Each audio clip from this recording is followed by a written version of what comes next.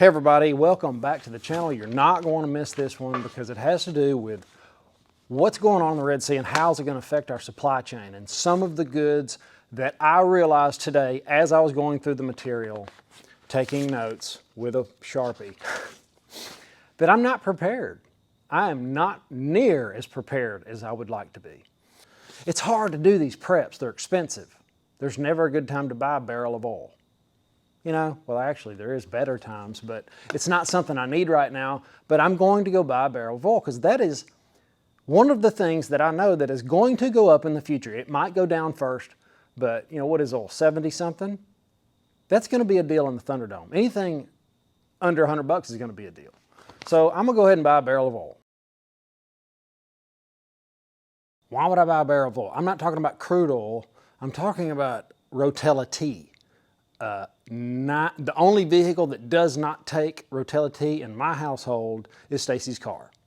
All my equipment, tractors, everything uses Rotella tea. It's been a great oil for me, and I just thought, why would I wait?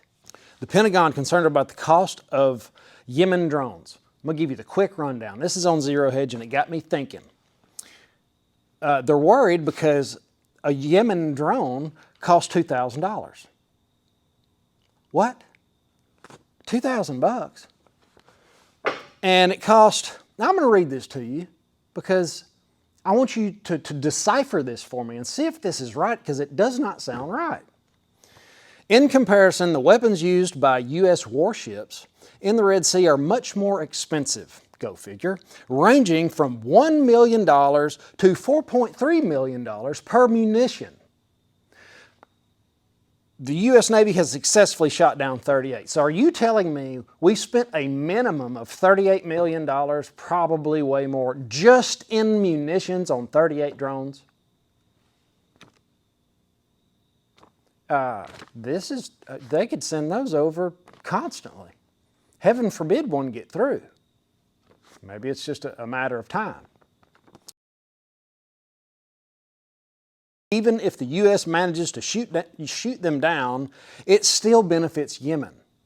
Just get it good enough to where it'll fly. Just make it look dangerous and they'll spend $1 million on it. I'm going to skip this whole thing. Go check it out. It's on Zero Hedge, or just Google Pentagon concerned about cost of encountering Yemen drones. Now here's the, hey, what's up? Listen, here's the main thing. All that's important. Here's the main thing. Some of the world's largest shipping companies have stopped operating in the Red Sea. That's easy to just read through, right? Okay, well, you got to say what? What shipping? What do they carry? Where are they carrying it to or from? It's not some, it's closer to the tune of six huge shipping companies. I'm not going to read them to you. That would be boring. I'd probably mispronounce some of them. The situation in the Red Sea potentially impacts the connection we have between Asia, Africa, and Europe. Okay, so just think about that. We're talking about global trade, big shipping containers. Stop. Okay, maybe they don't stop. Maybe they alter their route. That's probably what they're going to do. But remember, amateurs talk strategy, professionals talk logistics. I looked up some war quotes about logistics because I know that that's how wars are won. Logistics is the ball and chain of armored warfare. The line between disorder and order lies in logistics. Supply chain is the backbone of any military company. Supply chain logistics. That's what we're talking about. This is the problem. Now, I went ahead and looked up these companies and the things that they move around the earth. And oil and energy products is really high on the list. The Red Sea is an important transit route for oil and natural gas. The region can impact supply and prices. What should we do with that? And guys, I'm not going to sit here and say, I know it all. I would love for, as I go through these, since I'm sharing what I'm doing with you, what are some things that we can all do? Because I need like the community to say, hey, don't forget about this. Because sometimes it's like, oh man, that's a great idea. Because when I'm looking around, as I go through this, you're going to realize you probably don't have everything. I've seen several items that I use in my work, and I'm not going to go through all of them, that I probably should stock up on. That we get mostly everything from overseas. You know, it's really expensive to build stuff in the United States. I've witnessed that firsthand. And we haven't even got to raw goods yet. But let's go on to consumer goods. Now, guys, I don't want to go through all the consumer goods, but just, it's a no-brainer. Medication, food, water. Just think consumer goods.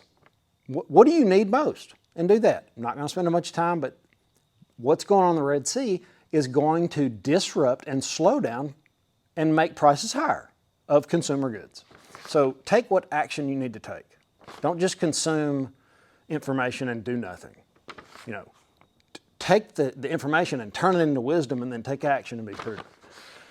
And that goes for all of us, and I'm telling you the truth. Please put it in the comments what you, one thing, just put one thing in the comments. Agricultural products, grains, fruits, vegetables. Think about that, grains. And if we don't get that many grains. Now this is to America. That's what I researched. And from America too. Seeds, let's see, yeah, don't forget about seeds and animal food. I took a little note that I can barely read because it's a magic marker. But don't forget about your animals. Feed, think feed, seeds, that kind of stuff. Industrial goods. Here's where I was like, oh no. Can you imagine what the price of material is going to be? Metal.